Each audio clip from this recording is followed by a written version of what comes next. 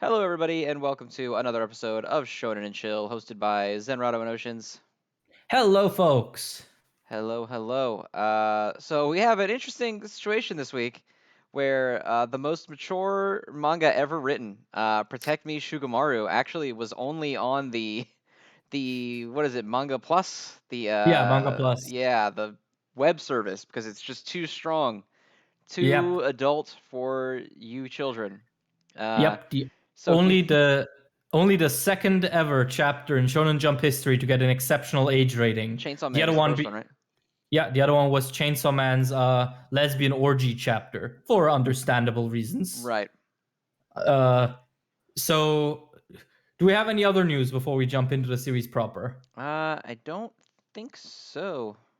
I think we're just cruising. Yeah, I mean, the only other thing I can think about is if you've heard about the official Shonen Jump merch store Oh that yeah, launched earlier this week. I did in fact hear about that. The merch store with like 4 shirts on it that are all $90. They're all $90 and they're all like tiny panels on white shirts, one of which even has a spelling mistake. Like, Hey, so uh, check out the Shonen and Chill merch store. It's not yeah, $90. it's much cheaper and doesn't have spelling There's mistakes, no spelling mistakes. It's much cheaper. and it doesn't have any tiny invisible panels on it because we don't put copyright materials on our shirts because we fear the copyright gods. As someone who actually has one of those shirts, I do have to say that shockingly good quality material. I was expecting them to be like Hey, Hot Topic ass, like, shirts that feel like they're made out of towels like they always do. No, it's quite good actually. I actually really like that shirt. yeah, Stream Elements is a great provider. I used them back when I had my own merch store, and I remember when I was scouting for one, I kept like making designs and just ordering one to figure out if it was good quality. And yeah, Stream Elements really impressed me there. Yeah, it was Any shocking.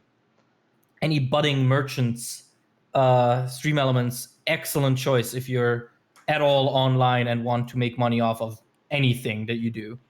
Of course, always within reasons. Don't fucking steal fan art and put it on shirts. Yes, You don't do absolute that. fucking god. You Um, call them goblins? yes. If you fucking steal fan art and sell it on shirts, you're a goblin.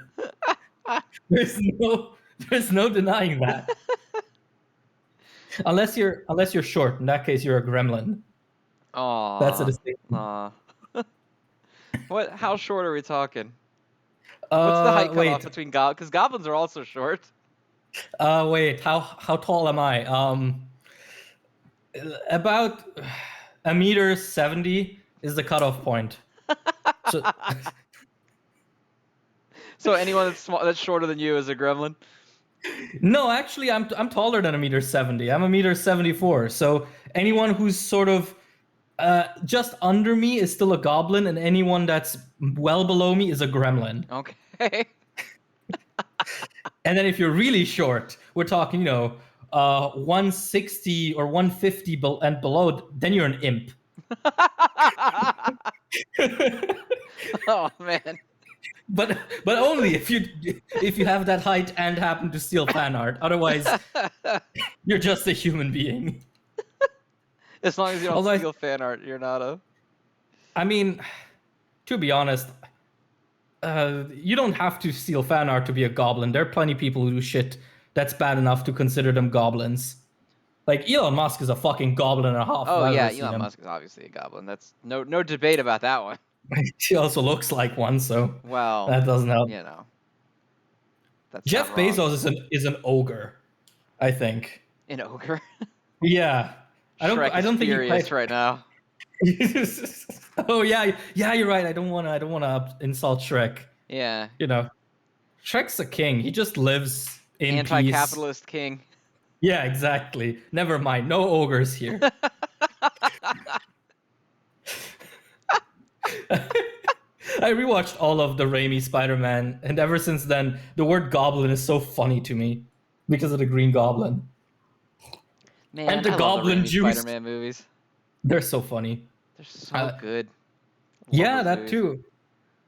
And I found a love for The Amazing Spider-Man 2 that I didn't know I had. I also like. I mean, I acknowledge that there's a lot of that movie that could be better, but I also like that movie. Yeah, I mean, I don't know, man. Like Electro playing the Itsy Bitsy Spider, shit's raw. I can't lie. It is. It is raw. I just feel like Yeah. all of the like crack fiend goblin stuff could have just not been in the movie though. Yes, 100%. Although I do think it's funnier there than it is in the Raimi ones, just because in Amazing Spider-Man 2, they actually call it the Goblin Juice at one point, which I find so funny.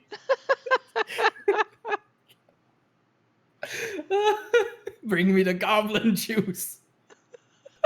Oh, anyway, welcome to Spider-Man and Goblins and Chill Goblins on and your Chill, Sunday. the new Goblins and Chill. the new show we've got rocking every Sunday. That's our D&D spin-off. No, you know what that is? That's our next merch idea. That's what it is. Goblins and Chill. Yeah. Oh my god.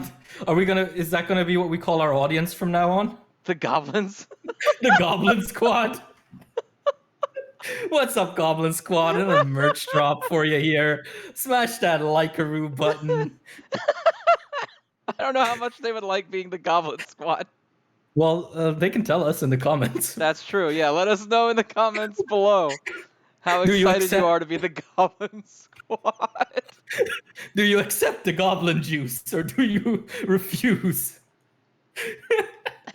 That's what we should put on the Patreon when people want to go to sub to the Patreon. We make them say they want to accept the Goblin Juice. Yes! Oh my god! That's amazing! Oh, I can't believe we hit top 10 meme moments of the podcast and we haven't even started the I know, we episode haven't yet. even started talking about anything yet. I mean, okay. What are your top three, my guy? Yeah. Let's move. All right, my number 3 is probably My Hero. My number 2 is Dr. Stone, and my number 1 is Jujutsu Kaisen. Oh, hey, we have very similar lists today. My number 3 is Dr. Stone. My number 2 is Jujutsu. And my number 1 is My Hero. All right, so we don't have to do any crazy shenanigans trying to keep track of Yep. what's going where. That's good. Yep. So we'll jump in with the first off top 3, which for this week is going to be Protect Me Shugomaru, because it's not on the app, and I don't want to forget about it. Yeah, true. So, yeah, speaking about goblins, this chapter felt like a fucking felt like I was reading a fan edit of it. Oh yeah, Like, it was what? like a complete waste of time. Like, it was just a giant dick joke. But Slash Takizawa did save the day, He did. which is funny as shit, because the cliffhanger where she gets stabbed is like the most intense thing that series has ever done, and it was solved by Slash Takizawa. That is actually, yeah, now that you say it, I think I like this chapter more for that. Slash also the little Takizawa panel. hacked the tip off the knife. Also, the panel immediately afterwards where he's giving her a band-aid. Yeah, he's got a little band-aid. Our protective king wouldn't be able to do this without him. Literally wouldn't be able to talk about this series without him. Yeah. I did find it at first when the whole guy first appeared, like the mushroom dude. I thought, oh, he looks kind of like a dick. That's funny. And then they started mentioning it, and it was the And most then they eerie didn't sort stop of. mentioning it. Yeah, it was so creepy because it was like, why are you reading my mind? Like, this mangaka is a straight up fucking shit poster at this point. Yeah, well, this whole manga feels like a giant shitpost. Yeah. It's just a massive shitpost. Yeah. I mean, it was funny for a little bit. Parts of it were funny. Like, I thought the joke at the end where they were like, "Yay, we've beaten that guy," and Shigemaru was like, "Oh no, I left him alive so we can interrogate him," and she was like, "Nah." Like, I thought that was pretty funny. I don't wanna. Yeah, she's like, "I don't really want to." I did find it funny also when they beat him, how he flew through the building and just kept bashing into people who really shouldn't be seeing dicks right now. Yeah. Like the size anxious boys and the superintendent. My word, is Yeah, that a when he's penis on the hanging wall? out of the side of the building. Yeah, it is kind of interesting because I really thought that this was going to be sort of a one panel blink and you'll miss a gag, because I didn't think they'd go this fucking far with something like this. Yeah, it was the entire chapter. It was just, Yeah. this man is a dickhead. I mean, it is kind of funny. I'm not It's a gonna little lie. funny. It's funnier than it should be. It's one of those jokes that has like no business making you laugh as an adult, but something about it just does hit different.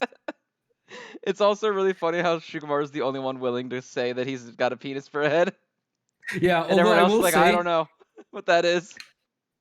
I will say, I was a little disappointed that they translated as just a big old ding dong. I felt Yeah, like this would have been the opportunity to use some real words for this. Although I suppose Sugemaru is like 7. yeah, he's like a kid. He's like, oh, Sanagi, look at this massive cock. You know, I guess that wouldn't quite work.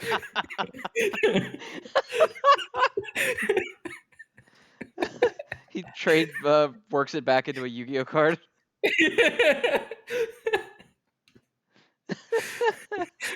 Like, dicked. That's what happens to me when I play Duel Masters or whatever the fuck is popular right now. Master Duel. Yeah, whatever it is. I keep seeing people post about it and how it's too hard and how Yu-Gi-Oh was better in 2012. Yu-Gi-Oh is exactly the same as it always was. You just got fucked up by stuff that you knew better back then. Hey, I've never played Yu-Gi-Oh, so I wouldn't know. I have been spared from the Yu-Gi-Oh trend my entire life. Yu-Gi-Oh is very fun for the person that wins. Oh, so like any competitive game. Yes. Yeah. The person who ends up winning has a really great time. So you know the key to having a good time is to just keep winning. Easy. Yeah, exactly. Just don't lose, idiots. Yeah, just simply do not lose. Speaking of, this is completely off topic, and it's about a chapter that's way down the line because we're not supposed to be talking about it yet. But in the fucking My Hero chapter, when Toga looks at her wall and someone just spray painted "idiot" on it, I died. It completely took me out of the moment. I was just losing my mind. The word "idiot" is so fucking funny. Wait, I have to find it now. This is the. Oh, we're back to the good old days when every segment was just the soft My Hero Jujutsu Kaisen segment. Yeah, she's like looking at her wall, and if you look at all the graffiti on the wall, it's all like vampire, demon, monster, and someone just put idiots. Where? Which I think page? it's in her bedroom. I found it. Yeah, see it?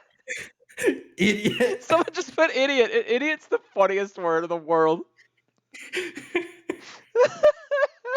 That's actually some shonen protagonist dialogue, right? You're finding this serial killer evil guy that you're fighting. You're like, you idiot! You're one nasty customer. It's like, I committed genocide. Idiots.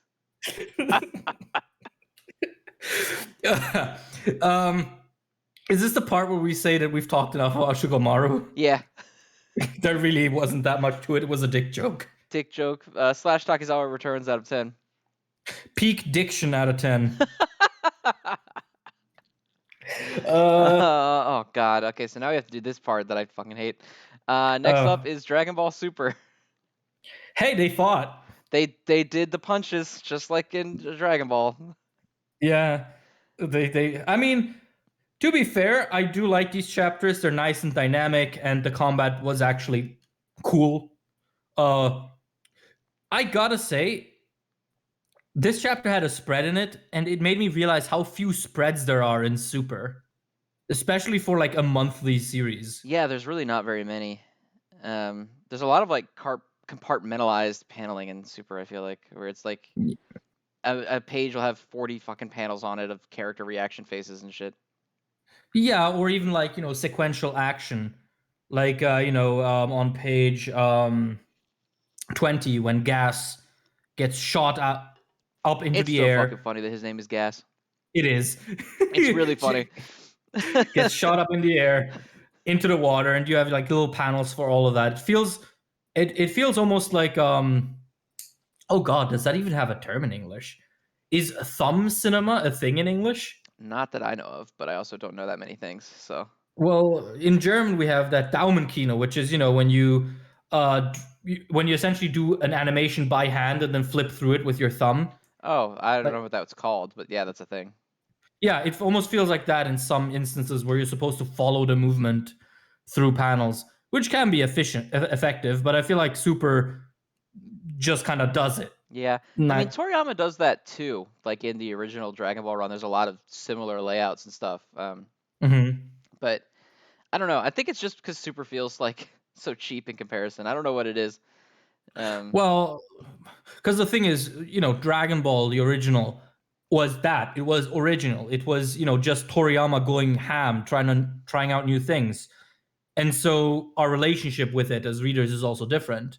Whereas with Super, it is the fucking 50th story arc of Dragon Ball. And at this point, I don't know, it just doesn't hit as hard when it just redoes things that Dragon Ball has already done, yeah, yeah, And I mean, that's the case for the formal aspects as it is the case for the content aspects. Because I mean, Gas literally turned into another Broly character here for a couple of pages. yeah. He So sure did, didn't he? And then he got angry, and then he stopped, and then they were like, "Yes, you've hit a new." I think that's the problem is that I just can't. It's the same thing. yeah, It's just the same shit every time, which is fine. the, Like Dragon Ball is popular for a reason, and like I get it, but it's like fuck, man. well, that's also I think back in the day, guys would get new forms and new transformations and new abilities, and it would hit because there was always like a way to visualize it, right? But Super, since the beginning, has had this problem where each and every character on screen can sneeze a planet apart. Yeah, that's So true. their upgrades, there's no way to visualize it except having another character go from losing to them to winning to them, or vice versa. And that, after a while, just kind of stops meaning anything. Yeah, you just kind of gauge who the bestest is by having them beat up the other characters. Yeah, exactly. Like, oh my god, the only thing Dragon Ball can do is power scale against other characters. I can't fucking believe this shit. Yeah, well, because it's not Like, like they can blow up the galaxy that they're in, because then everyone would die. So you can't do that. we'll just do it like in Gurren Lagann, where the final fight has the two main guys standing on top of multiple galaxies, throwing other multiple galaxies as attacks. That's how you do a fucking shonen battle at that level of the story. Yeah, that does sound kind of awesome.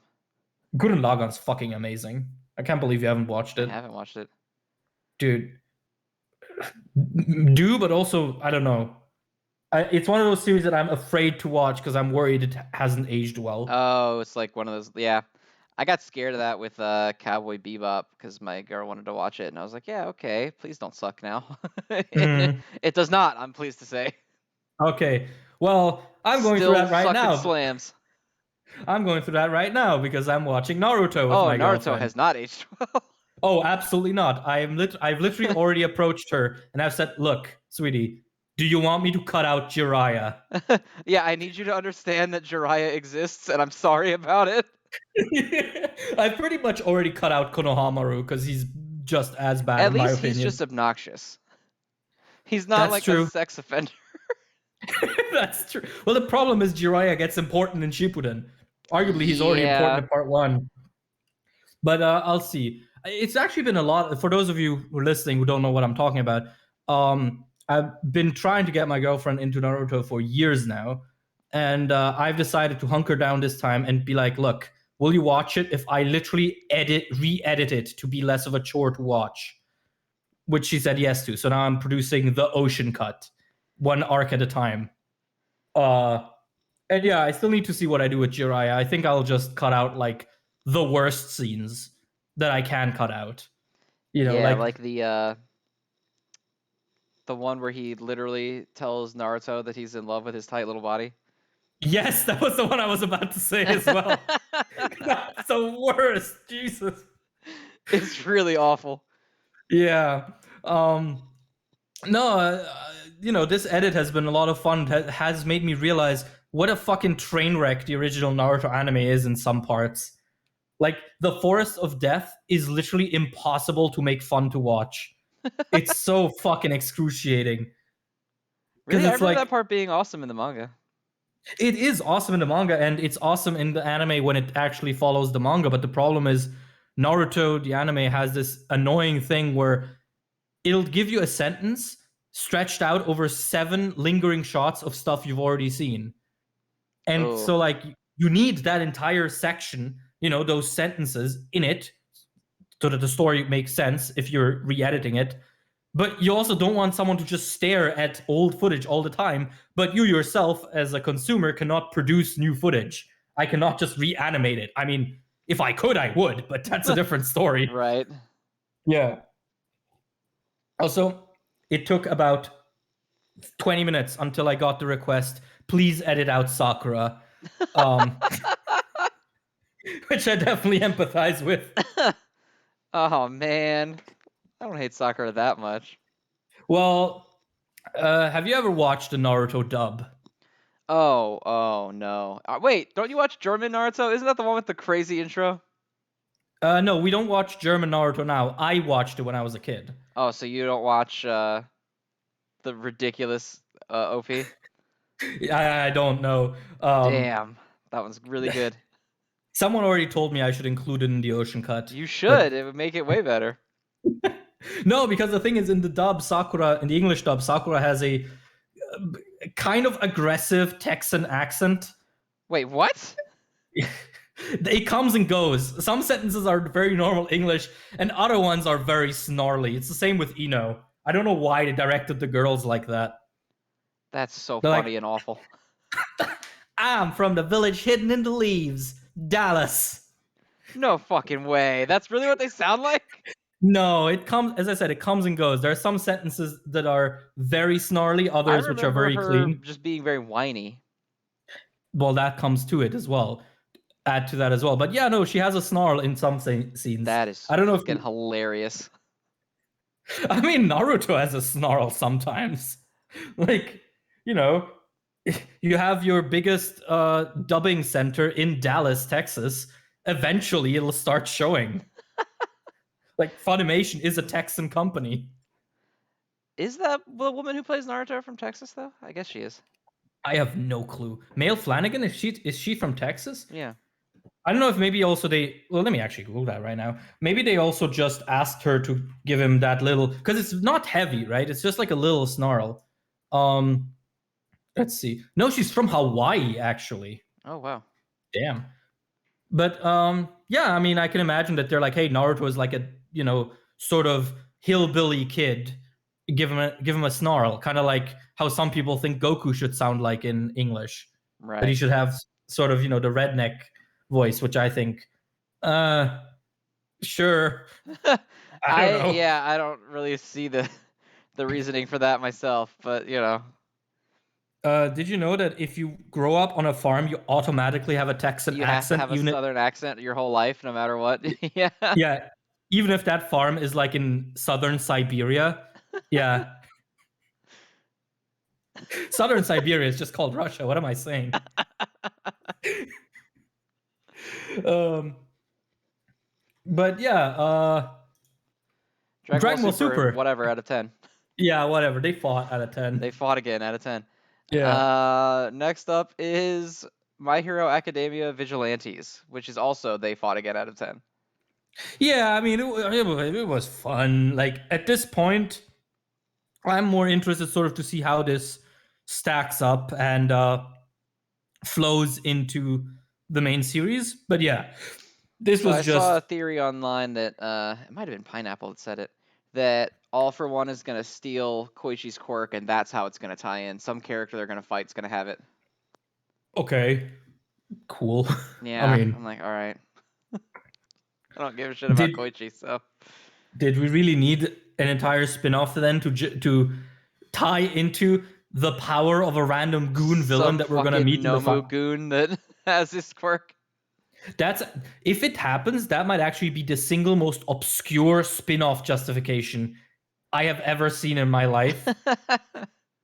Because the only other thing it then would have is the Shirakumo backstory thing. Right, who is also a Nomu. Yeah, who's also a no. This So is just the Nomu train. yeah, this whole series is just a fucking trailer for No Moose.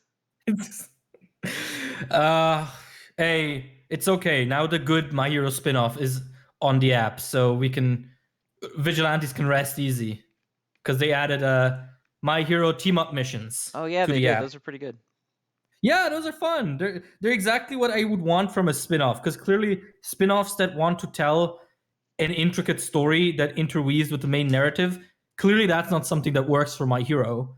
So Yeah. I'd rather just have My Hero Tum, which is just, hey, these two characters that have never teamed up. What if they did?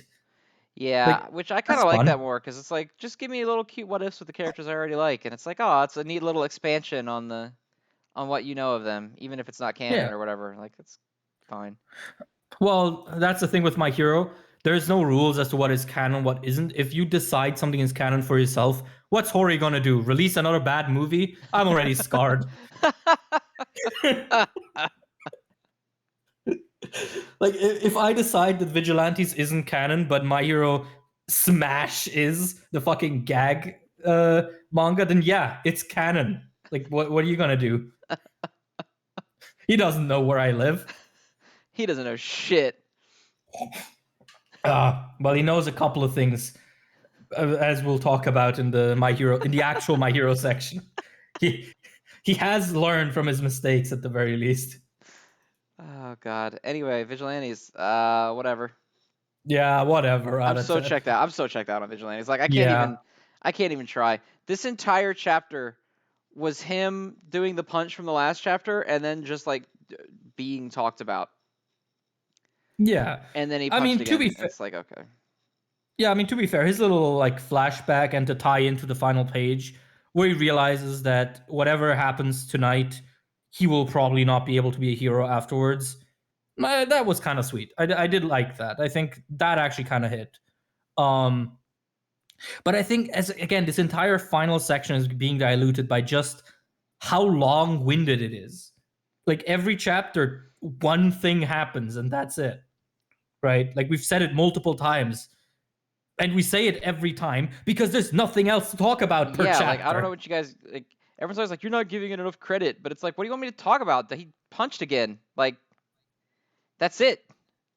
Yeah, I mean, I guess it's cool that he's like all for one's like, oh yeah, his quirk actually kind of sucks, but he's always just managed to mask the fact that it sucks. I guess that's kind of cool, but again, just too little for a full chapter in my opinion. Very very light on content every time, or at least light on quote unquote new and interesting content, you know? Oh yeah, like by miles. Jesus Mm. Christ, dude. He's been fighting Koichi since. Oh, fuck.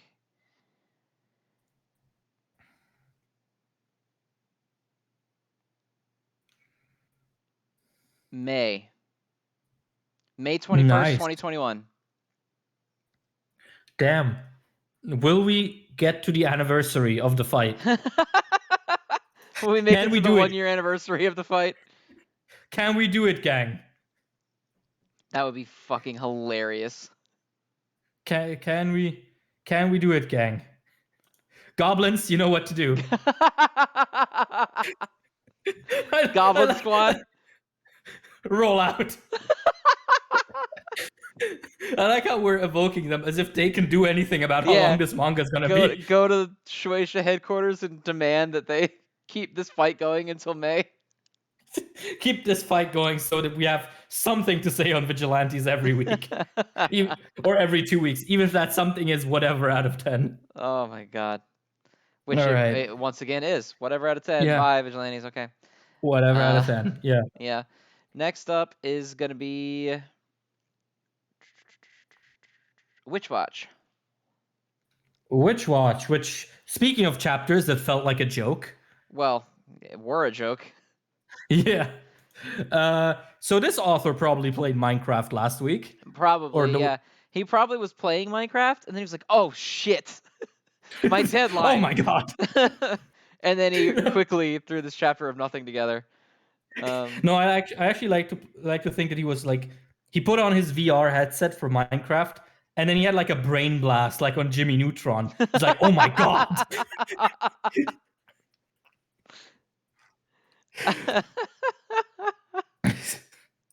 Yeah, I mean, this was. I almost have nothing to say about this. It was just a gag about them being Minecraft people. Yeah, the whole thing was just like, wow, we look like Minecraft. Although the one Yeah. gag that was funny was that Moy didn't give a shit because he was already a square. And so they were Yes, like, that's ah, true. he doesn't care. And then when they get turned tiny and cute and like cuddly, everyone else doesn't give a shit and Moy's the one who's uncomfortable. Mhm. That was pretty funny. The rest of it, I was like, okay. Yeah, it was just whatever. Uh yeah, like honestly, I have nothing to say on this. It's literally just a Minecraft joke. Yeah, Did we look like Minecraft people. Although I did find it funny when she was putting them in a bag and they were like, "Hey, watch it in the direction that you put us in." Because like, what is the good direction to be put in? Like front or back? Yeah, because well, I think the joke was that they were complaining about every direction. Oh yeah, true, true. But still, like, it just got me thinking, like, ass to ass or ass to dick. Like, what do you I do? would assume it would be ass to ass would be preferable. I guess that's true. What if someone has like the Minecraft dumpy though? And it's like, uncomfortably but also comfortably like soft behind you. That would make me feel weird. If I were in the Uncomfortably. hypothetical scenario that I'm a Minecraft man stuck in a paper bag with another Minecraft man. Hypothetically. Hypothetically speaking, definitely have never thought about this before. Oh, the Minecraft dumpy. Yeah, I'm pretty much out of things to say already. Yeah, Which watch was Witch Watch existed this week. it was square out of 10. So, yeah, okay. So moving on. That was a solid minute and a half segment. Yeah, right. The poor Witch Watch fans. I know. God. To be fair, they Yeah, never comment anything, so there's probably like 6 of them. that is accurate. The next Uh, one is gonna be Ayashimon. which got a gorgeous title page as well this It week. did. It was really good. The whole chapter is good. I liked it a lot. Yeah. Thought it hit pretty Um. hard. Yeah. Right. Like it is. While I was reading it, I was thinking like this is probably the first Weekly Shonen Jump manga that I saw or that I've read that has like almost transitioned into the next generation of like shonen main characters whose drive to not give up comes from having been influenced literally by other shonen characters. It's bizarre. It's so generational in a weird way that I haven't seen before. You It's kind know, of cute though. I like it. yeah, right. It's cool. It feels really like in tune also with its audience because many of the people who are reading manga now are at least in the Western side of things. I can't say for Japan are people who are not necessarily the target age, but people who grew up with older series. Right. And so when he's like, "Oh, I will never give up because all my favorite heroes don't give up," that is such a wonderful evolution of that sort of in the context of manga having become much more globally accepted and much more globally influential than it used to be like in the 90s, which is just super cool to me. Um, and like his flashback as well. I like how we just keep getting these like tiny glimpses of his childhood and how much it sucked. And how it was just absolute shit. Yeah, without like any big exposition. Like, oh, I had to eat maggots. No, we just get to see him eat maggots. Mm-hmm. And we just have to deal with that. That's just pretty cool. And the art obviously also helps. Just absolute rawness from start to finish. So the 5 manga heroes that he has in his list there, I only know 3 of them. Mm-hmm. There's Goku, there's Jotaro, and there's Dai from Dragon Quest. Who are these other 2? Wait, let me. What page we talking? 11. 11. Oh yeah, there. Let's see. We have Jotaro. Honestly, it looks like one guy is just Jotaro again, or like Star, because one of these is definitely the Fist of Star Platinum. Well, yeah, so Goku's in the middle, and then the ones to the Yeah, left of Goku are Jotaro and Dai. you think? Then what? Then who is the guy top right of Goku? I thought that was Jotaro with his hat off. That is the guy. That's Momo. What's his name? Momoshiro, maybe. Hang on. I'll find his ass. I'll find him. All right. He's a That's not really threatening. old anime character from way the fuck back, and his shit never came to the West, I don't think, ever. And Okay. the only reason that I know he exists is because of my stupid Shonen Jump mobile game. They gave him a character that no one knew who it was, and his character's super broken. And so everyone's like, "What Uh-huh. the fuck is this?" Okay. Hang on. It's fuck me. Where is he? I swear to God, it's Momo something. You opening your little Shonen Jump game? No, because that shit is all in Japanese. I'm opening the translated web page of my little Shonen Oh, Jump game. what is that? Jumpuri Heroes? Yes, it's Momotaro Tsurugi. That's his name. Momotaro. Mm-hmm. Let me Google that name. Momo. Momotaro Tsurugi. All right. Oh yeah, okay, I've seen that guy around. I Yeah, that's think definitely him. that's definitely a Kenshiro guy. Yep, one of the many Kenshiros of the era. Yeah, well, that's okay. Literally, if you Google him, you find about 3 pictures of Kenshiro instead. Yeah, Which I mean, fair enough. He never came to the good old Western world here. So Well, I mean, we already. Well, wait. When did Fist of the North Star receive an English translation? Probably not. Not at the time. Probably right. probably not. I mean, Dragon Ball generally is what people say. Did it first, Mm-hmm. which is probably not true, but it's the one that popularized it. I can't imagine Fist of the North Star got one right away. Mm-hmm. Yeah, I mean, let's see. Fist of the North. This is just Shonen Jump classroom. Fist of the North Star. Hokuto no Ken.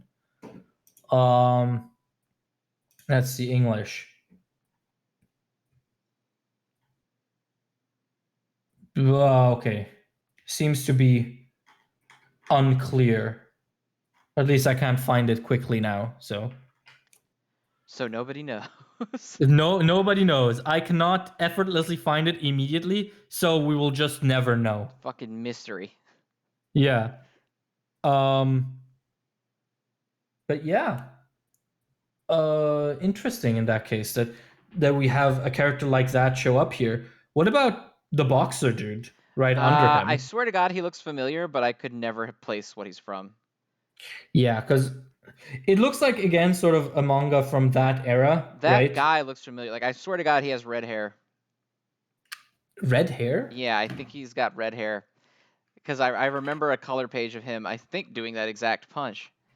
Um, he looks very familiar to me as some kind of red-haired boxer guy, but I couldn't tell you. Okay. He's definitely boxing. I know that. Well, yeah, I could have guessed that from the pose, to be honest. But oh wait, Doesn't he look familiar? yeah, wait. Let me look. Uh, fuck. I honestly don't know because there is one called BB Burning Blood that looks kind of similar, but I really can't say. Burning Blood. Half of these pictures are for One Piece Burning Blood. I can't fucking online pollution. That's what this is. Let's see cover or something. Yeah, no, it's just all fucking One Piece. Never God mind. I'm damn not it, One finding Piece. this. God damn it, Oda. Once again, fucking You shit up for thwart us. you thwart my plans. You fucking thwart me. But yeah, no. To get back to Ayashimon, whatever these characters are, as I said, I think it's really cool that we've reached a stage of shonen manga where the fact that shonen manga have become so popular like loops around to influence shonen manga itself. Because I feel like that is something that has been like due for a hot minute, but just hasn't because Japan is very sort of inwardly focused, where Right. shonen manga have always been popular. Whereas this feels like a proper nod to the fact that no, now there's actually a huge amount of people worldwide who have grown up with, Naruto and Goku and Ichigo and Luffy. So yeah, it just feels right to have a series like this show up and reference that. Um, and it helps that Ayashimon is also good. Besides that, there's Yes, not that just does help. references. Yeah, there's not just referential whatever. So what do you And think yeah, about the also girl's super form? it looks pretty cool. It's Yeah, I like a think it's pretty cool. wolf. I like how if anyone draws the knife, her power comes out. Like, what if someone accidentally finds it? She's like, "Oh fuck, I'm Yeah. in a wolf mode." Oh fuck. She's like driving a car or driving in a car, um, and it just explodes because she turns into a giant Yeah, like wolf. she accidentally leaves the knife at home and forgets about it. And she's like, "I'm sure nothing will happen." And then someone opens it up, and the fucking entire car like blows up in the middle of the highway. She forgets she has a cat, and because cats are fucking assholes, it like manages to unsheath the sword somehow. Like, oh fuck, mittens when I get home. uh, I think it looks cool though. I like the eyes. Like, I don't know why. It's got usually stuff with like freaky eye designs. I'm like, no, thank you. But hers look fucking cool. Mm-hmm. Yeah. Like, I don't know, it just looks like a design that also works really well. Like, you have this very flowing form from her tail and her face, and also the texturing of her fur that this manga is just really good at doing. Yeah, just looks like a cool form. I'm excited to see what she can do with it, because obviously we only really got a glimpse of it. Yeah, I assume Um, that I mean, well, I don't assume she outright says they're just piecing out, but I'm hoping that they fight a little bit just so we can kind of see what it can do. yeah. So how do you feel on the axing danger that you spoke of last week when it comes to Ayashimon? Uh, didn't really sense it this chapter. I Mm-hmm. I don't know why last chapter was really giving me bad vibes. Maybe it was just Phantom Seer PTSD. I don't know, but I was Maybe. getting the vibes were subpar at best. The vibes were not The immaculate. vibes were not good. But they're great again. So All right. Yeah, because I mean, it even got a color page, which usually they don't give to series that are ending, right? right, Or like yeah, that are being I'm canceled, less afraid. which is good. But yeah, I'm excited to see where Ayashimon takes us next. Now that it has a page extension as well, um, which we're not worried about anymore, at least not for now. Um, so yeah, Jotaro out of 10 for me. Yeah, I'll give it a good fox lady doing fox things out of 10. Foxy lady. I didn't want to Um, go that far. I don't even know what that means. Foxy is a English like slang for hot. Oh, oh no, she's too small for that. Never mind. Yeah, there you go.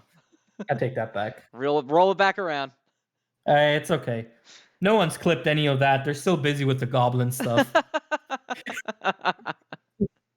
You see, it works as a mask. Now we can say shit like One Piece sucks, and no one's gonna notice because they're all busy skipping to the goblin parts. Got him. Fucking Got got him. him. Like we could. Speaking of the goblin parts, next up Yeah. is Blue Box. What the fuck does that even mean? Because it makes me feel like shit every time I read it. Yeah. You know what? I'll accept that. Oh. And once again, a chapter where literally kind of nothing happened, but it still fucking hurt me. Nothing happens, but I think it hurt me the most of any chapter this week.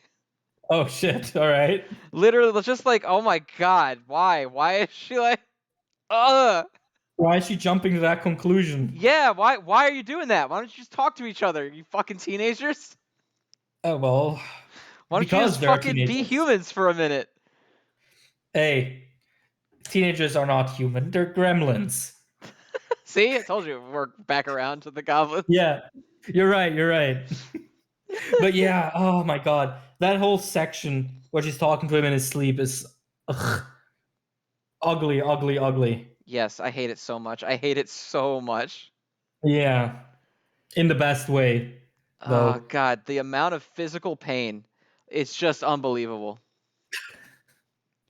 Yeah, and just also that as soon as that ends and you get like that big page of of the sports hall, and then the next morning she's leaving for nationals. I am not liking these feelings of distance that are evolving here. I decidedly do not like these vibes. No, the vibes are atrocious. Disastrous. Just nightmare. The last panel being Shinatsu's nationals. I'm like, oh god. Uh, Oh god. yeah, which always makes me wonder whenever we get to the topic of nationals is how far into this manga's lifespan are we at this point? I Because don't we're at know, right? chapter Because they 37. put up nationals as like the reason that she was staying. Yeah, exactly. And I don't know, is this the sort of manga that can change premises halfway? Where it's like, oh, she's not staying with us anymore, but here's another like story beat where now he has to deal with her not being around all the time? Like I could something see like it. that, maybe? But also, like, how long can you really drag out a story of like, oops, mistaken romance? Like, how long can you Yeah. do it? I don't know. I don't know. All I know is, god damn it, Yeah, right? Like, fuck, why? just Why do you do fucking, this to me? just fucking talk to each other like human beings. Well, such is the curse of being very young and very horny. God, I hate it so much. I hate it so much. Every time they sit there and they like talk to someone else about liking each other but not each other, I'm like, you dumb bitches, You just stupid children. fucking idiots. Uh, yeah, I mean, I think I haven't been this sort of devastated by a chapter since the one where they like fall on each other and then she goes, "We have to make sure that never happens again." Yes, that was rough. That hurt. That's a bad week for Taiki Yeah, boys. that hurt a lot. Yeah, I mean, this is another week like that. This is a Taiki Nation. We might have lost. We have to regroup. I'm laughing to hide the pain. Yeah, I'm not doing well after that, man. Fuck. Yeah, Fuck. yeah. Fuck out of 10, honestly. Like, Ugh. in terms of content, again, not a whole lot happened, but oh my god, That's the thing with why? this series is like not a whole lot happened, but I'm still sitting here like, god damn it, god fuck, like, ah. Yeah, like 90% of the action, quote unquote, in this series is just characters recontextualizing things that we already sort of knew about them. And every time it hurts. Every single fucking time it hurts. I'm always like, please, please, please, just not again, not again. So it'll be worth it because if we fucking live to see these kids fucking talk to each other, that shit's gonna be so gratifying. Like, just like them, if we get a double spread of them like holding hands and saying some corny ass shit, I'm gonna turn into an absolute white chick at that. I'm gonna fucking cry at that. And Gremlin like mode. ugly. I'm gonna all my goopy goblin tears on the page.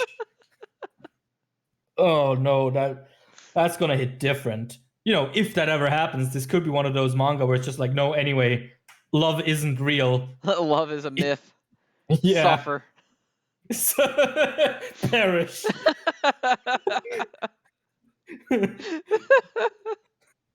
The final page is just like, love is but a distraction from the grind. Keep your head high, king. From the Sigma male grind set, Taiki just becomes an incel at the end. It's like the reason why Chinatsu didn't want me clearly had nothing to do with my miscommunication. It was that my crypto profile was inadequate. I didn't have good enough NFTs for her.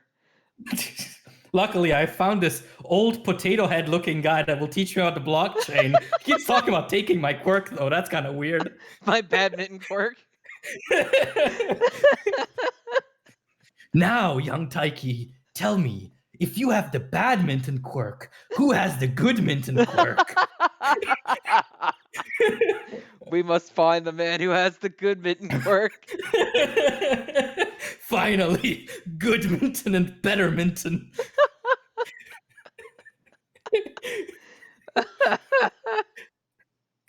The good mitten Uh, quirk is just that one guy who's better than Taiki at it. yes, the good mitten quirk is just being actually good at badminton. Oh, but yeah, we've already veered into crypto bro all for one, which probably means that Yeah. our faculties are exhausted at this chapter. Like we lost Goblin Nation. What can we say? Goblin Nation. Goblin Squad, we lost. Goblin Squad, it's all over. Yeah, F in the chat, Goblin Squad. I'm so just What's next, Magic Man? something happier, I hope. Oh God, I think if it's the same as with me, It it probably is is happier. the Elusive Samurai. Which is happier. It is. I actually thought this chapter was pretty funny. Because the guy like sucks at lying so much that it's always written on his forehead. Yeah. That was pretty when funny. that first came up, I was like, oh really? Seriously? That's pretty funny. And I like how he didn't even try to be like, nuh-uh. He's like, oh yeah, you got me. Yeah. You got me. And I also like how his forehead changes sizes to Yeah, accommodate. to accommodate the writing. But yeah, that was the most remarkable thing in the chapter for me personally. Yeah, I mean, it looks like we're gonna get a little bit of arc for our little ninja friend, so that's pretty cool. Yeah. I like him. Yeah, I like that he like took his mask off, and instead of seeing his face, he just fucking vomits fire onto the guy. And then he gets offended when the guy said that wasn't very cool. He's like, yes, it was. He called my technique a trick. But yeah, so we're gonna get like rivaling ninja tribes, which I'm pretty sure was that Naruto gacha game. I think there was one called that, wasn't there? Yeah, wasn't it Ninja Tribes? It's the one with the good character art that I steal for my thumbnails. That's what I know it from. I couldn't tell you. Yeah, because I thought it was a gacha game, and I thought you would know as the resident gacha Yeah, king. you'd think I would of everyone, but I do not know that one. Damn. Also, page 18, when the uncle walks in and on his forehead it just says, "I just took a bath." Yep. Imagine he walks in, it's like, "I just took a shit." He walks into a meeting and it just says, "Toilet's clogged." Toilet's clogged. Sorry. My bad. Couldn't find the plunger. That's who she really did a number on me. But yeah, like I guess we'll see sort of where this goes. We really have completely abandoned like the whole battlefield lore though, which is both weird but also I guess good because I wasn't Yeah, having too like much on one fun there. hand, it feels like, we're really moving away from what we've been doing the whole time. But then on the other hand, I was like, that was kind of tedious and frustrating a lot of the time. So maybe it's better to just be leaving it be. Yeah, exactly. So yeah, I mean, for me it really is a we'll see out of 10. Yeah, it's hard to parse it because it's new stuff, but I would not mind more individual focused arcs for like all of our fellows. Yeah, I think that could work. Will maybe help me remember the names. This one's Genbu, right? Gemba, no? Or Genba. Gembu? Yeah. Yeah. Genba. There we go. We're already proving everyone right there. Well, in my defense, fucking Elusive Samurai. I don't know if I can. Like, Yeah, then the names are in my just too defense, big it's the anyway. Elusive Samurai. So Yes. Fair enough. I'm the only person here, and I accept it. Therefore, you've been accepted. Cleared of all charges. Yeah. Your Honor, my client is just built different. Built to not remember fucking names of characters that don't do that much in the Elusive Samurai. Your Honor, ratio plus L. Oh, well, I guess so. Not guilty, please. So the Elusive Samurai that could be neat in the future out of 10. Yeah, we'll see out of 10. Yep. Next up is Undead Unluck. All right.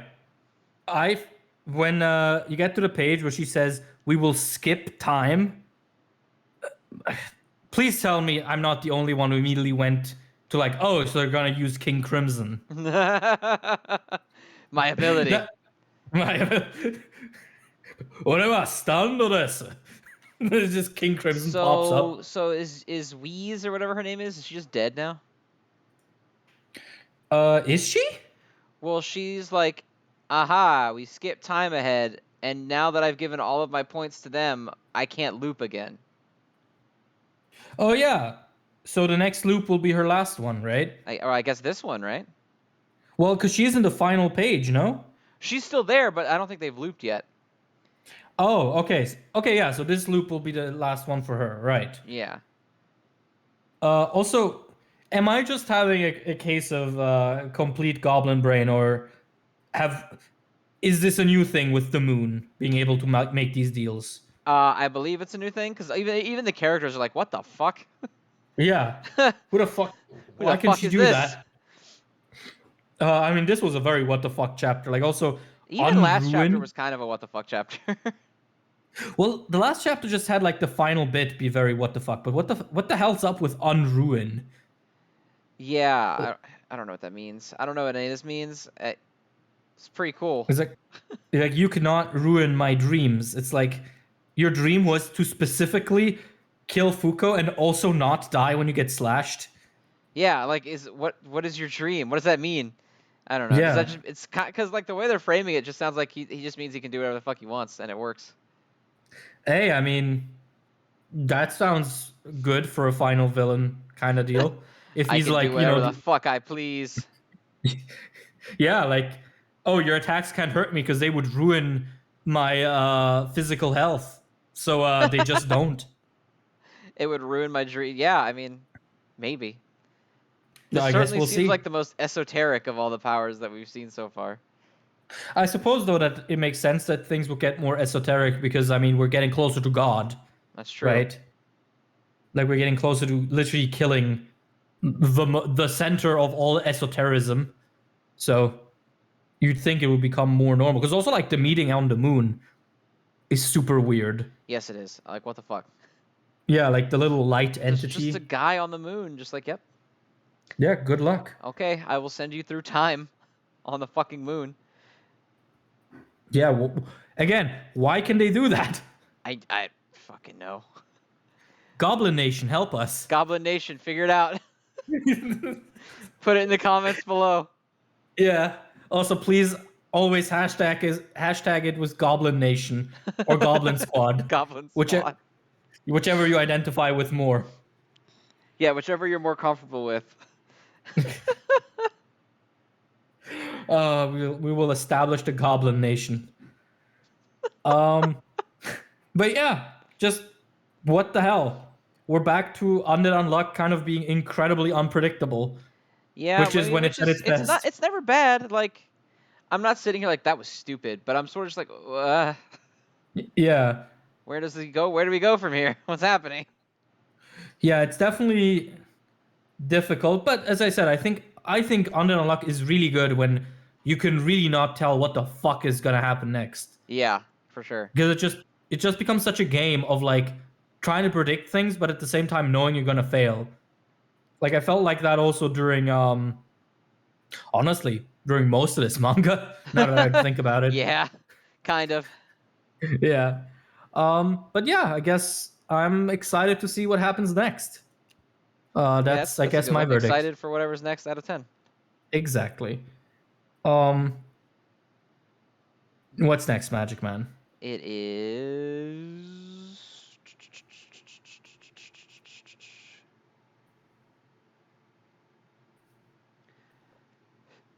Let me make sure that I'm not skipping anybody here, just in case. It is Mashle. Ah, the star of the week, as in the guy who got the anniversary pages. Yes, which I like that cover. Yeah, it's a pretty cover, and also it's the second anniversary. Yeah. Hard to hate on that cover. It was a pretty good chapter. Is this the first time Mash said he's going to kill anybody? I think so. I think this is definitely sort of the most serious he's been about anything. Which, fair enough. It is very much being built up as, if not the final fight, one of the last ones. Yes. This chapter starts weirdly because the last chapter had Mash like walk up the hole and like face off with the guy while still like looking upwards. Meanwhile, this chapter just starts with them in a different room looking at the Wand of Beginnings. Yeah, I don't even know how they got there. Like It just walked. they just like walked off. They were like, "All right, we got to go over here." Mm-hmm. It's like in a theater show when they like turn the lights down and all the people in the black suits run out and change the background setting, and Yeah, then they turn the yeah. lights back on. Yeah. Yeah, that's actually a very good comparison. Yeah, it really felt like that. So that was sort of a weird start, but it quickly caught itself again because on page 6 we get a glimpse of Carpenter Mash baby again. Yes, Smash baby. One of the best jokes in the series. It might be the best joke in the series. Actually, inertial drifting as a baby who's also a carpenter. This is so fucking stupid. But yeah, as a fight, this was pretty cool. Like I liked the way he overcame the water barrier. Um, took me a minute to figure out who this friend was that was being controlled against him. Oh yeah, it was the guy who had the mask on a long time ago. Yeah, exactly. Like his name just kind of didn't tell me anything. Like, oh, Abyss. I Oh actually did not no. even know his name was Abyss. I just remember him from his physical appearance. Yeah, I mean, same. I didn't really connect the two until they made it a bit clearer. And that's that. Um, but you know, as a fight chapter, it was pretty cool. I like the stone skipping as well. Yeah, I thought That that shit was was funny. fun. Mhm. He skips the stone up the barrier and around the other side. Yeah. Pretty funny. It's kind of Uh, hard for me to like. I don't know why. Maybe like it just handles it differently from something like a One Punch Man. But it really feels like with this series, they're trying to lean on Mash's like ridiculous physicality, just like being a thing. Like, oh yeah, that's just his thing. mhm. It's not like they almost don't play it for jokes anymore. Yeah, right? It's just a thing It's that he just can like do. what he does. Yeah. I don't know. It's just weird because like sometimes it feels like they're trying to play a fight completely straight, and then he skips a stone along a water barrier and shoots it off into someone's face. Yeah. But the thing is, it takes all of this completely seriously in a way. Like besides Finn freaking out, but even then, it almost feels like this is just standard shonen stuff where like the main character does something crazy, and then the side characters go like, "Oh my god, did he just do that?" And because the things that he does are so obviously stupid, I don't know. It kind of just hits different because of that. Yeah, I can It's see it's that. kind of hard. It's kind of hard to put it's kind of hard to put a name on it, but Like yeah, Mash is so angry after Abyss gets shot that his pupils are gone. He's just got white eye. But the stance he's in is just throwing a stone. yeah. But And it's like a on the pretty next cool panel when he throws it, he's got that effect where like the light from his eye is like too fast, so it's following the trailing. movement. Yeah, Yeah, super cool drawings though. they are really good. The whole everything Yeah. from like what is it, page 21 to 22. Super good. Hmm. Yeah, yeah, for sure. I think I've said it before. I also really like how this artist uses fake blurs in his drawings or their drawings. Like if you look at the stone on page 23, it has like a fake digital blur on some of the water splashes. It just makes it look very like it gives it a bit of visual depth Yeah, it that I does. wish more I like that. manga would use. Yeah. Um, but yeah, honestly, that's all I have to say. Like this is just a good combat chapter. Yeah, I mean Um, that's just what Mashle is. Like good combat yeah, series. all of Mashle is just one good combat chapter at the end of Yeah, pretty itself. much. Yeah, that's just what it is. Um, all right. Does that mean we're in the top three We now? are in fact in the top threes, and I refuse to do math to determine which one is lowest, so I'm putting it in the order that I would like to put it in. So Mm-hmm. its first one's gonna be Dr. Stone. All right. Fucking This space quality. section. This space section is so cool. Fucking peak. It's so good. Yeah. Right. Oh, there's such a sense of awe with everything they do in space. at least to me. Like it just feels grand to have like, because really they're just, still solving problems like they've always done, but it just feels so, I don't know, glorious because they do it with such a magnificent backdrop. It's hard to really describe. It's, I guess it's sort of associated with the whole the whole notion of being in space, of being at this final frontier and being there with fucking caveman tools. Right? And it's like it's what they've been working toward this whole time, right? So like yeah, they're doing what they've always it's like the fucking final level in a video game that you've been working your Mm-hmm. ass off to get to. And you're doing the same thing you've always been doing, but you're doing it at this place that's been like the focus and the final goal for so much like for so long. Mm-hmm. It's fucking exciting. Yeah.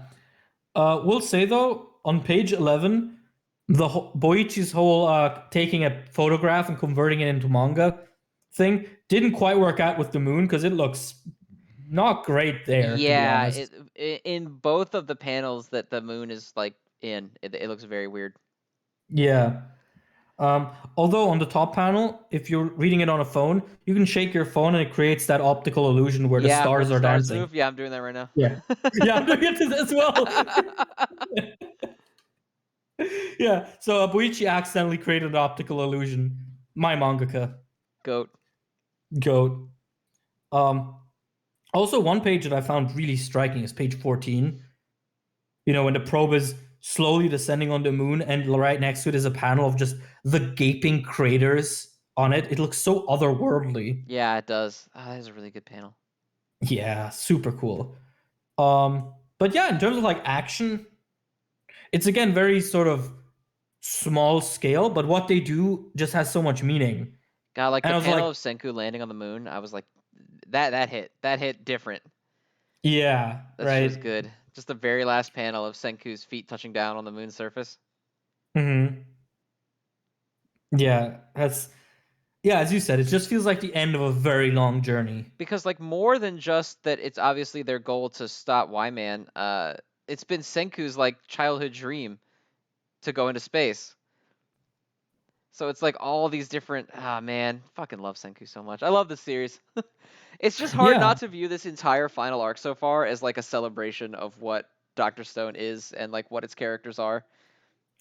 yeah, for sure. And I mean, I think what makes the moon also so special is that it's not just something very personal for Senku, but from the very beginning, one of the central things in Doctor Stone has been to like reclaim human progress and bring everything back that was lost in this horrible tragedy.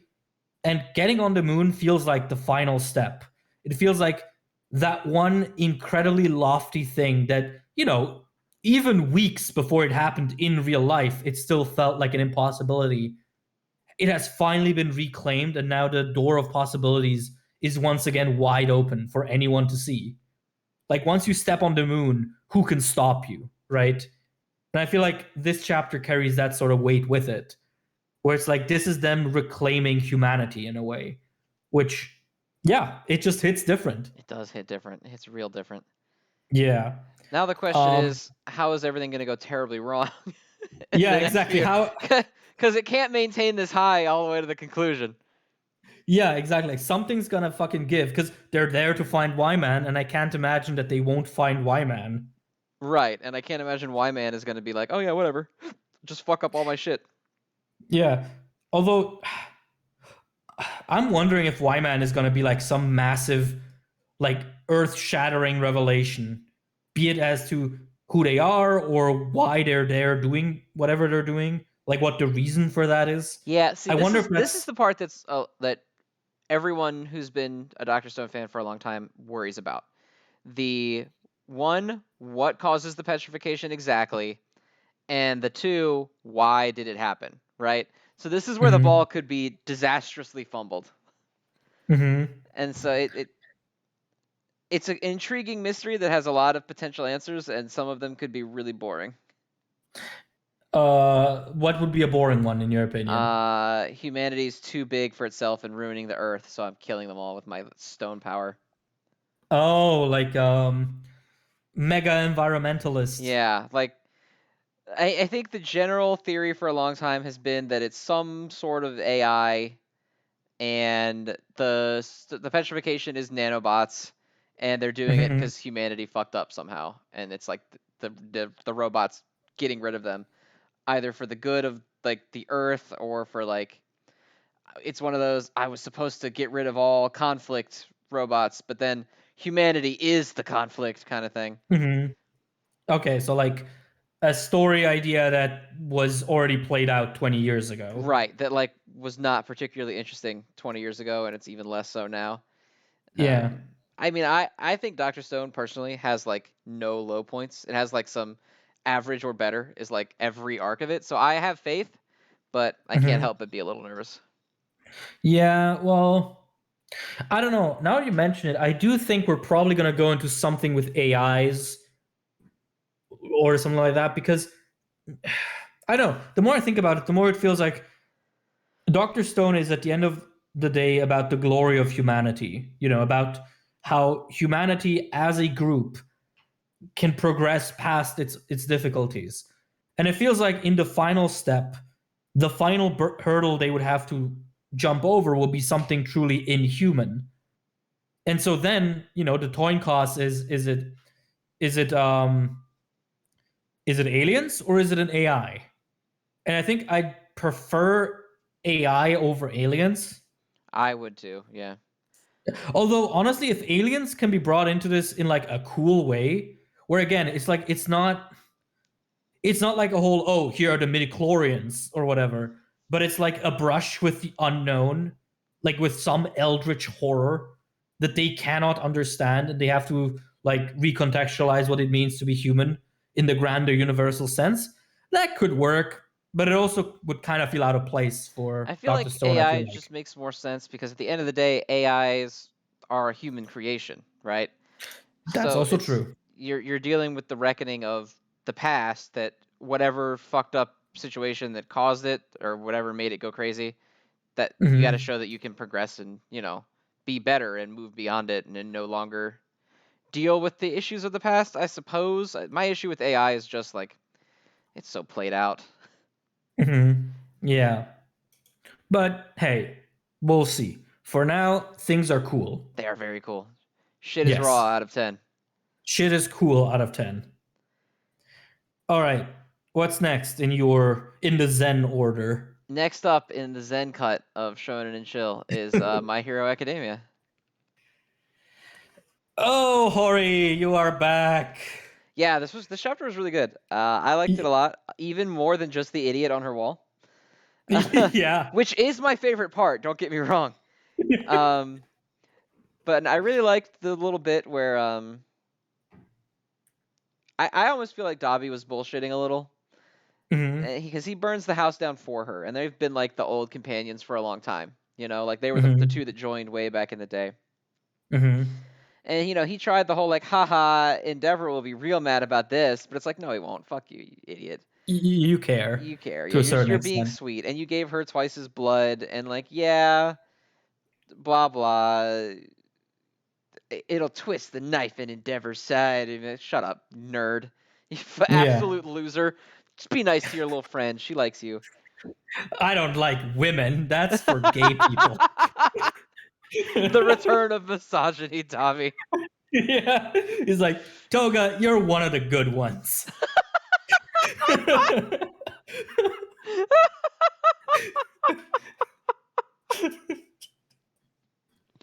Oh.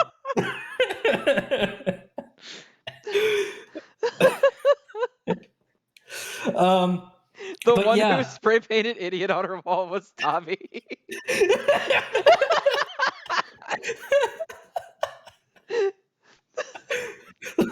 Like when the inevitable Todoroki family brawl happens at the Todoroki house, they come home and it just says idiot sprawled over it in Toya's handwriting.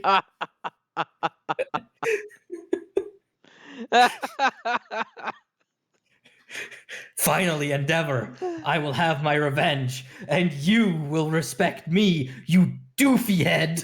you see the cut, and it cuts to like the sister's at home and Dabi walks in and everyone's like, "Oh my god, he's gonna fucking kill her," and they come back and it's just like the sister's waiting politely outside and he just wrote "idiot" on the inside of the house. That's all he did. Uh, yeah, no, this is honestly Hori's return to form to me. After a long 2021, it feels like my man woke up in 2022 and looked at his output and went, "Wow, okay, we have some work to do." His New Year's Um, resolution was to be good at manga again. yeah, his New Year's resolution was to not hate his job and actually like enjoy. Because yeah, it's just night and day. This is such a good chapter compared to what we've gotten for the last couple of months. Like for everything from the characterization of the League, from sort of the way it interweaves said characterization with plot development, is just so peak Hori compared to what we've gotten ever since the war ended. Like this is the shit I subscribe for, you know?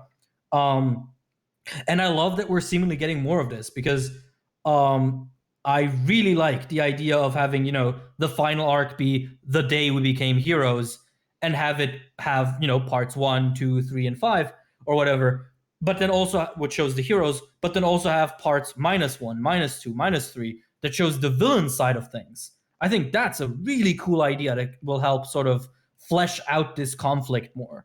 Because this chapter did so much for Toga and Dabi, it's insane. Like, Dabi, for the last, 50 chapters, has just been a guy who really wants to kill Endeavor and has no plans beyond that, which I was very disappointed in. But now you get to see him, you know, be a bit more free with him, with sort of his demeanor, which is also something we hadn't seen before. Because obviously now, you know, he has shown everyone his true colors. He's free to say and think what he wants. And he's like, "Hey, Toga, my girl, you wanna take twice his blood? Take it. We'll smile together till the end of days." Like that's just good character writing. I really, really enjoyed that. I also like, you know, the extra insight into Toga, which kind of makes up for the fact that she left the League only to return off To screen. magically appear. Yeah, like I feel like this should have happened before she returned. Like this should have been her impetus to return. Honestly, in my head canon, that's what this scene was. Like she should have been here after that talk with Uraraka, like questioning herself, and Dabi should have shown up, given her the blood, burned her old house down, and then been like, "Let's go." And she'd be like, "You're right, we're buddies."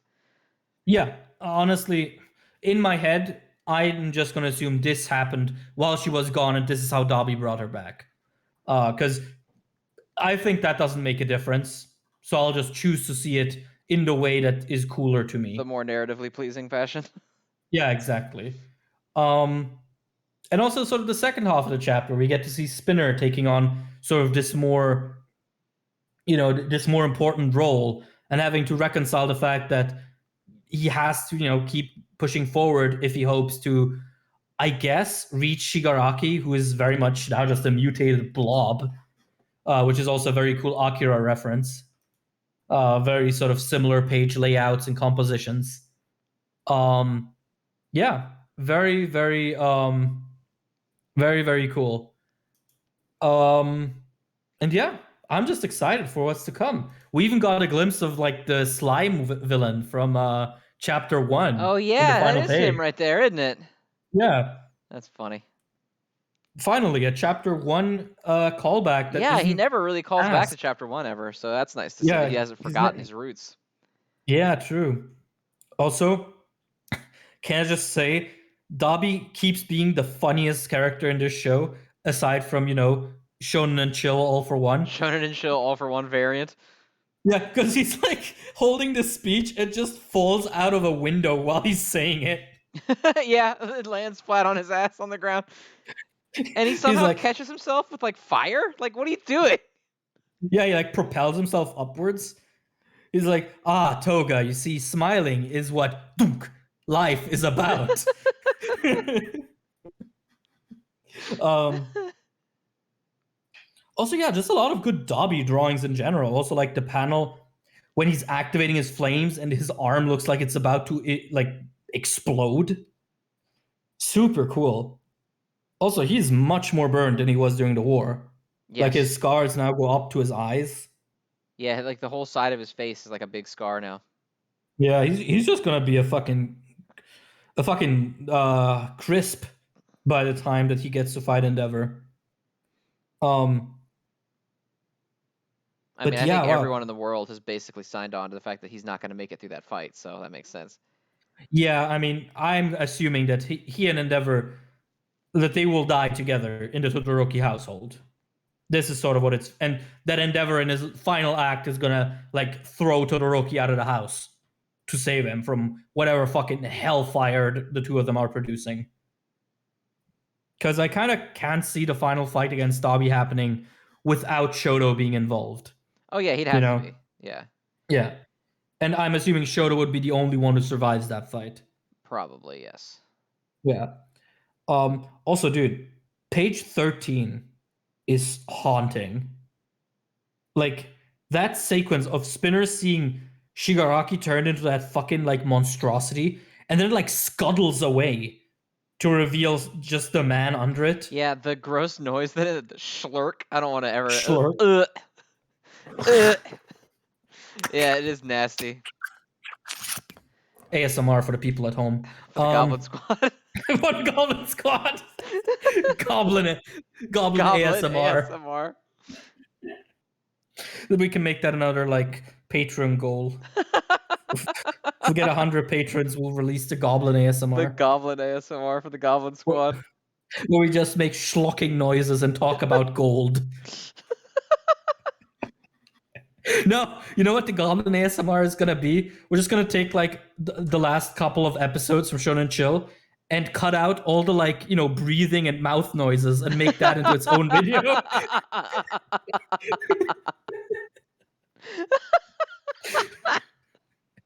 That's Goblin ASMR. That's what we're Oh my talking about. god.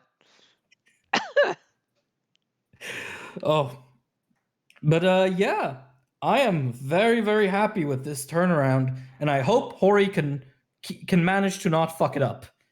Yeah. Just keep Uh, it together. yeah, you know, one more year to go. Just, you know, just keep it pushing, my man. Just keep it pushing. Yeah, this was quality, good stuff right here. I like most Yeah, stuff with Dabi in it, and he was very good in this chapter. yeah, and I mean, honestly, I'm not even so mad about Shigaraki being, you know, semi overtaken because this chapter really sort of made me feel bad for him. Like he's just this fucking amorphous mass wriggling in pain, and he only manages to like squeeze out, bring it all down once in the chapter. It really feels like he's barely alive at this point, which in a way I like, sort of to amplify the tragedy of his entire story arc. Um, All for One still needs to fucking die, but you know he Yeah, will. we'll get there. Yeah. I kind of cannot imagine a version of this ending where All for One just goes to jail. Back to Tartarus. No, not even like, you know, they arrive at his hideout, he's cornered, and they drop like a fine on his table. He gets the Al Capone. He's been avoiding his taxes. They like come in. This is it, All for One. We have called in the final cavalry, and he's like, "Oh, who is it? Foreign heroes? Close. The IRS." And he's being arrested for, you know, millions and millions of dollars that he hasn't declared in his crypto assets. It's He's getting decentralized. arrested over his monkey NFT. It's decentralized, you fools. Let me go. How could they find that on the blockchain? No, it's anonymous. How could you? Shigaraki, they're funging my tokens. Shigaraki's just in the corner wriggling. Shigaraki, I need my bored apes.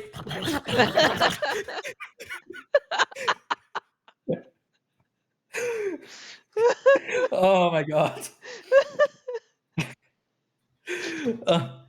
He's like, don't worry, Shigaraki. I know your body is crippled, but you know where it won't be? In the metaverse. Put on this headset. All for One's just totally bought in on all this bullshit. Yeah. He's like, look, if Matt Damon says it's good. I love that guy. Who am I to say no to Matt Damon? Yeah, I loved him in the worst Transformers movie, where he implicitly sells his daughter to a pedophile. I love that part.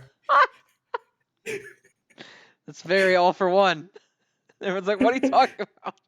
Don't worry about it. When they discuss the villain stuff, they All for One insists on doing like a metaverse business meeting, even though they all live in the same cave. Everyone go to your portion of the cave and get on Zoom. He's like, you gotta have your cameras on so I know that you're there. All for One, you can literally hear us. We're in the same. Spinner. Do you want to keep having your lizard tail or not? Company policy. Company policy. I will.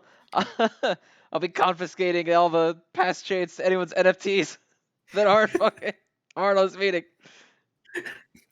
Like Spinner's like, look, All for One, we're running low on funds. You really need to get a hold of your addiction. And All for One like slow turns on his chair. Spinner, I'm not gonna lie, you're really funging my tokens right now. You're really funging the shit out of my tokens right now. My tokens are exceptionally funged right now, and I do not like it. All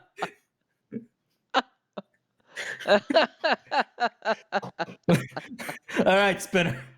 What's the budget for this month look like? Well, we did gamble away about $2 billion on apes last month, and All for One's like, not gambled, invested. It's an investment, Shigaraki. I thought I taught you better than this. Shigaraki's just in the corner, like foaming. Yeah, it's just. It's like, damn it! I have to start all over again. They stole my wallet. My bored ape. He's got a line of NFTs that's just bored All Mights. Oh and my it's god. just the skeletal All Might instead of the apes. Oh my god, bored All Might Bored collection. All Might collection. It's Shonen and Chill, happy to launch their new NFT collection. It is unique among NFTs in that you don't need to fucking destroy the planet to own them. Just fucking save them on your PC. You absolute fucking idiot. Spinner's like, All for One, can't you just right click this? And he's like, get the fuck out of this game.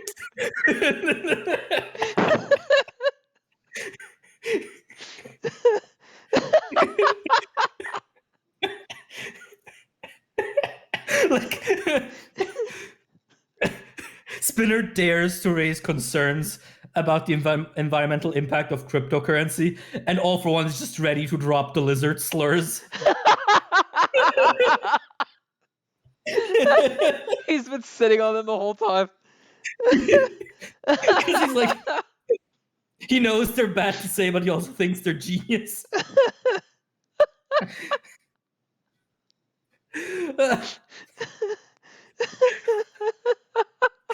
Oh my god.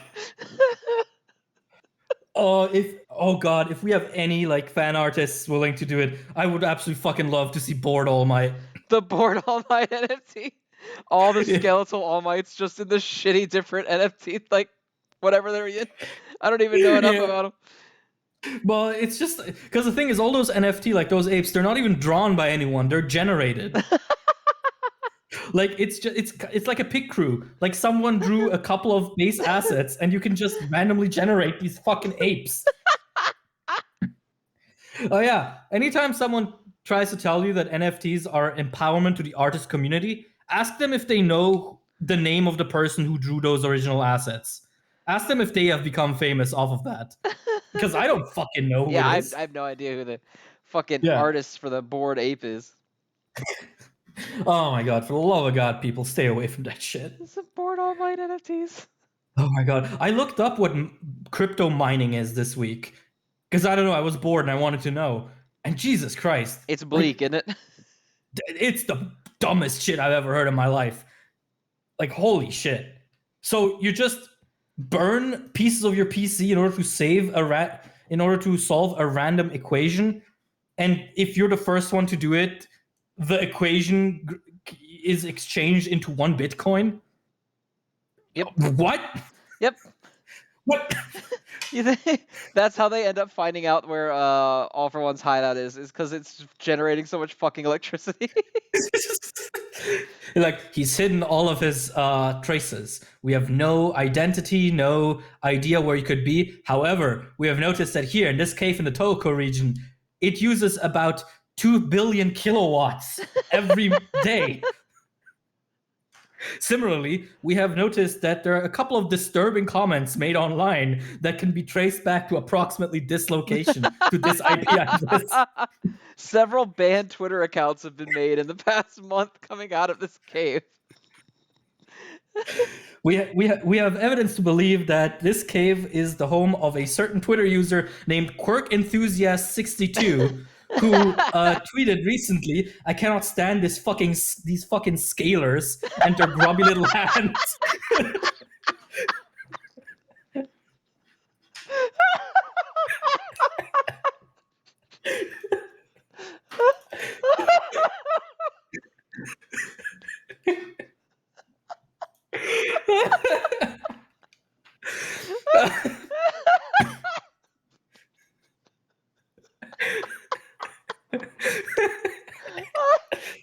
Oh. You're good there, buddy. Oh my god, I'm gonna fucking die. That's how you know a Shonen and Chill episode is doing well. All for One even used the hard ER. Yeah. As opposed to just calling him a scaler.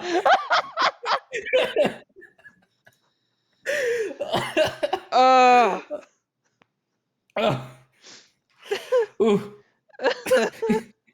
He's just secretly upset that they have to include Spinner for diversity's sake, just like Toga. He's mad. Yeah, he's mad about both of them. Forced diversity because they exist.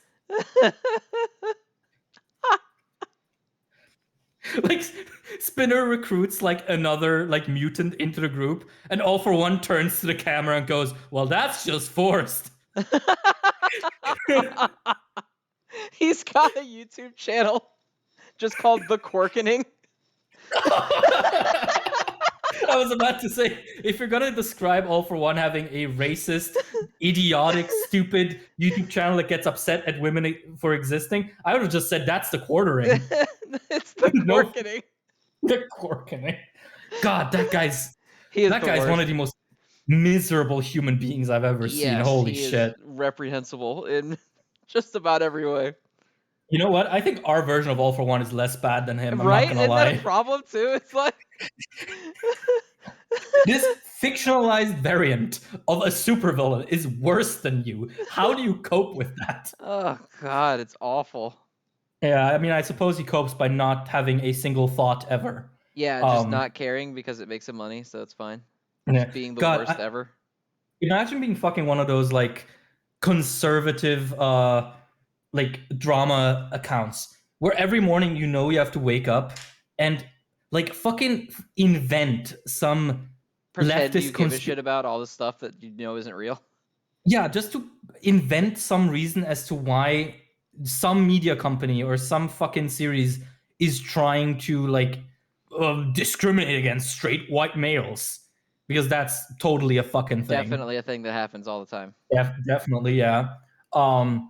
Like, oh my god, same with what's that other fucking guy's name, Yellow Flash or whatever, where it's like every day, oh, Funimation hates women with big tits in anime, and then you look into it and it's like one Twitter reply by someone who isn't associated with Funimation and just like likes their tweets. And it's like, oh my god, sometimes I wonder if I got into the wrong niche of YouTube, but I think I could have done a whole lot worse. Yeah. Doesn't it piss you off that those people are all like fabulously wealthy off of it too? Hey, The whole outrage machine is just like that's apparently where that's where the heat is. Yeah, well, it's definitely disheartening because you know that the best way to make money online is to just be an absolute fucking sleazeball. Yeah, just pander to like the lowest common denominator, terrible people. Yeah, which I'm not going to give pretend. you your money to not feel like terrible people because you're validating what they're saying. Yeah, exactly. And like, I'm not going to pretend that my content is some high art, but I do think that the satisfaction of knowing that I don't produce literal like sewage water level content is worth more to me than the extra dollars I would get. Yeah, well, because the whole point of that content is to just stoke up people's fear and then Yeah. make money off of you telling them that they're right to be afraid. It's fucking awful. Yeah, I mean you're just the fucking bishop organizing witch hunts again, except this time you're hunting a witch inside the fucking big titty anime of the season. Because that's where we fucking are as a society now. Like, I don't know. I like the fact that the worst effect my content's ever gonna have on someone is gonna make them marginally mad that I didn't like a thing they liked. And that's definitely the preferable outcome for me, as opposed to making a fuck ton of money, but also like indoctrinating a bunch of kids into heavy right wing pipelines. Yeah, it's a fucking shit show. Yeah. Man, this got really Uh, serious off of the quickening. The quirkening. it really did, didn't it? What do you think, Goblin Squad, of the quirkening Leave your to right comments wing down below, pipeline? Goblin Squad. Yeah, Goblin Squad. Isn't the right wing grift online fucking disturbing? Do not tell us if you disagree. We are not interested in Not hearing interested it. in that part of Goblin Nation. Yeah. Goblin Nation is only for people who are goblins in spirit. Actual goblins, please leave. Real goblins are not part of Goblin Nation. Yes.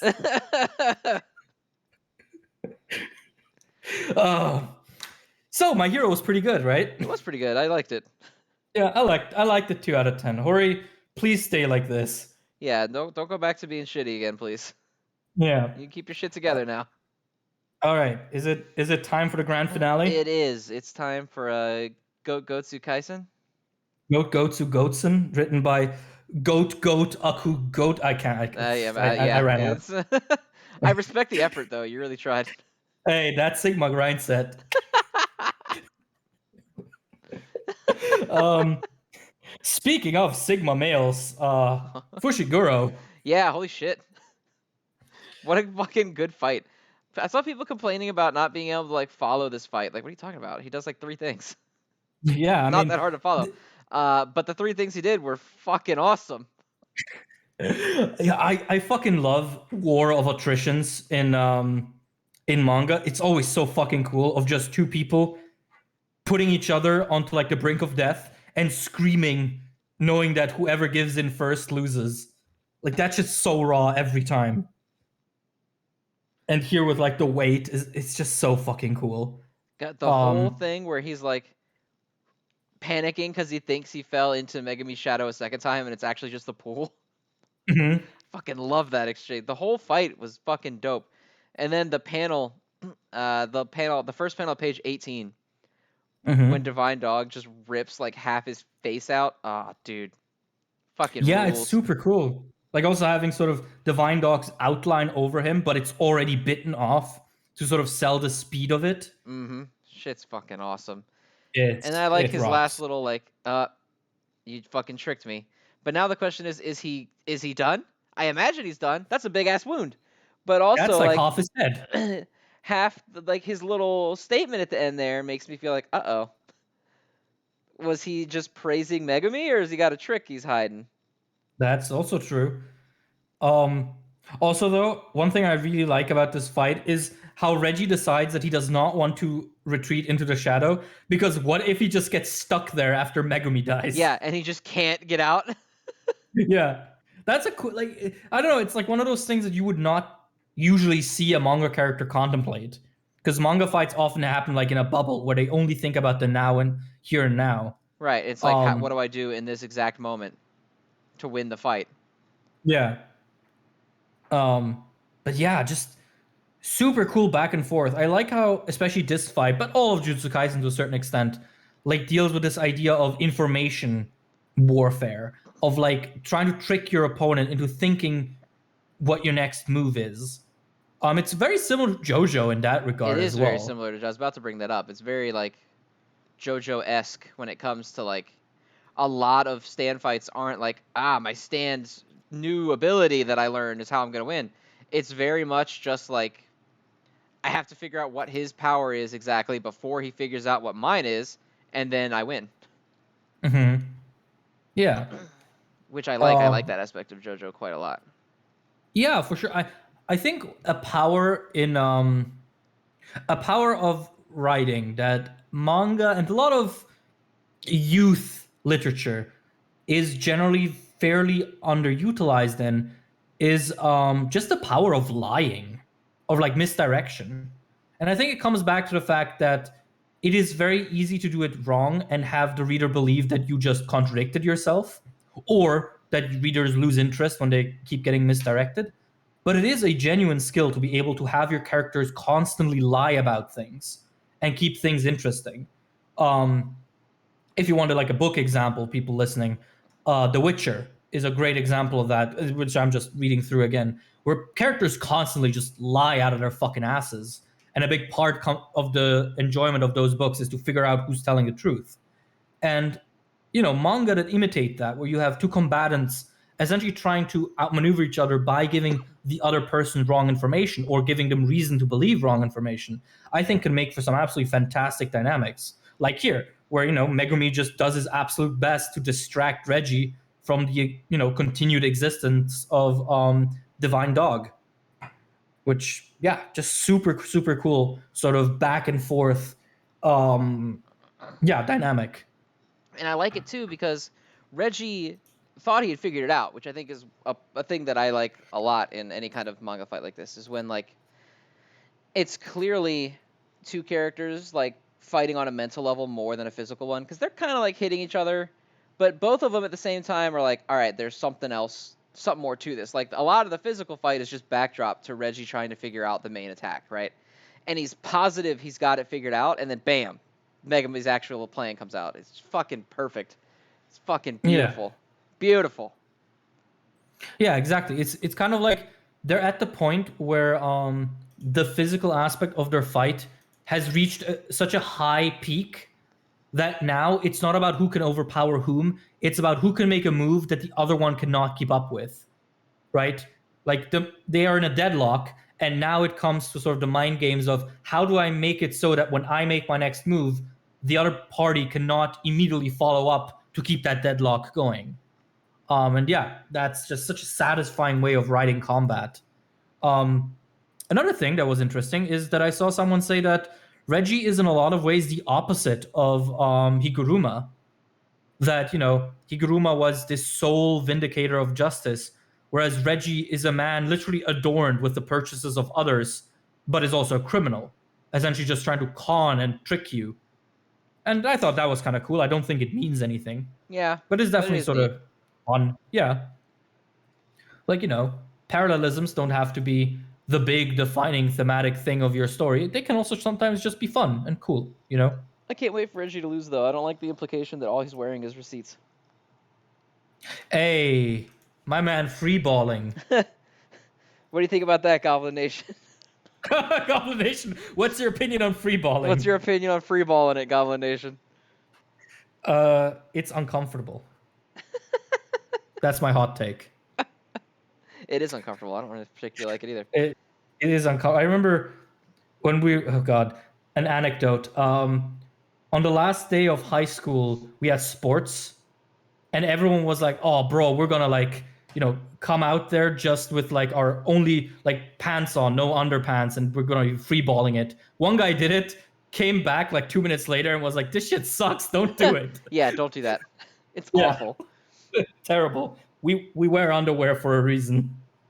It's just so Like, uncomfortable. yeah. Uh, I can't believe that Jujutsu Kaisen has just turned this into the Dick and Balls podcast. Well, Shugomaru started it. Yeah, welcome to the Cock and Balls podcast. Every What do you week, think where we about bring that, Cock and Balls Nation? you Cock and Balls Nation, bring you the hottest, the hottest news right off the shaft. What interesting tidbits do you More have to got in come your at sack for 11. us today? Uh, you better keep those news coming. All right. Where the news is always stimulating. Oh God. To quote Diavolo, this truly is my eternal climax. Anyway,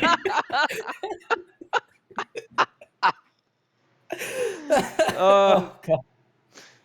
You see, now I'm in a dilemma because the obvious thing would be to, in the thumbnail, just include a giant erect penis, but I can't do that. Cannot do so, unfortunately. No. It'll probably just be a goblin. No, the thumbnail should be bored all for one or bored All Might. Yeah, but no one's gonna draw that in time.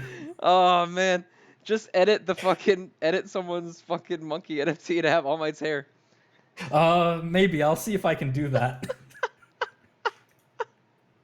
um, but all right, do we have anything else on Jujutsu? I don't think so. I think I'm all set. All right.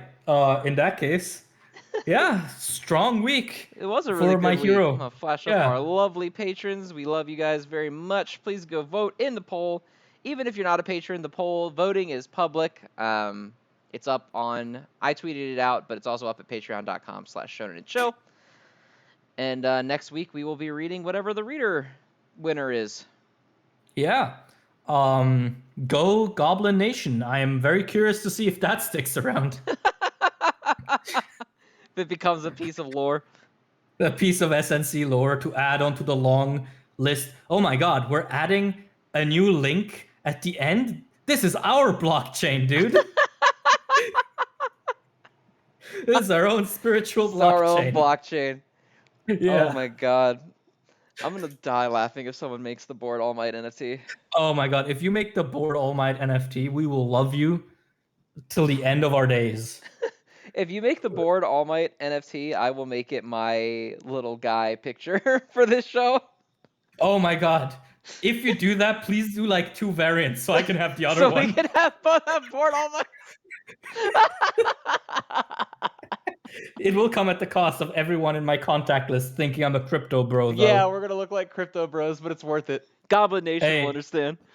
Everyone who knows me knows I can't be a crypto bro. I literally open my PC case with my teeth. I am a real goblin.